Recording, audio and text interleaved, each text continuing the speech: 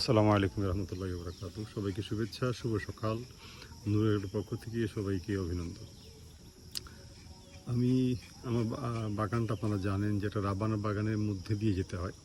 আমি আপনাকে দেখাই আসলে রাবার বাগানটা। এই যে দেখেন, এটা সারা এলাকা জুড়ে এটা হচ্ছে রাবার। অনেকখানি জায়গা এখানে রাবারের, এবং সারাটাই এখানে আপনার রাবার বাগান, এবং মাঝখান দিয়ে এই রাস্তা দিয়ে যেতে হয় বাগান। দেখতে পাচ্ছেন এখানে তারা রাবার কাটতেছে, এবং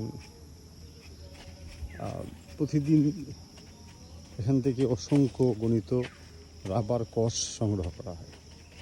এবং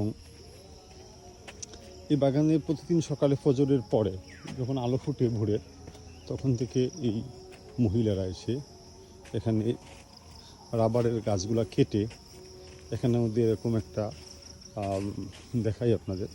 এই যে দেখেন, এরকম একটা, তাদের বাচ্চায় কট্টি বলে, একটা ছোটো একটা পাথর এখানে সেট করে দেয়।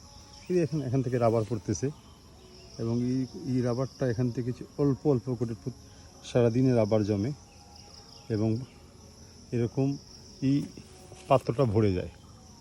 এই পাত্রটা ভরে গেলে কালকে সকালে এসে আবার তারা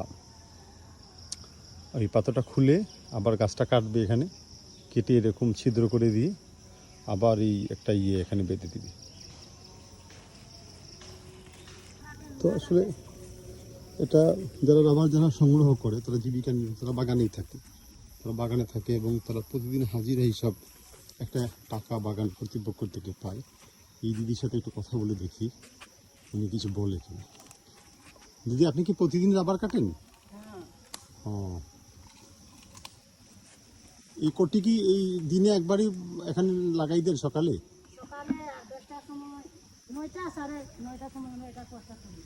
ও, কত করে হাজিরা দেয় আপনাকে?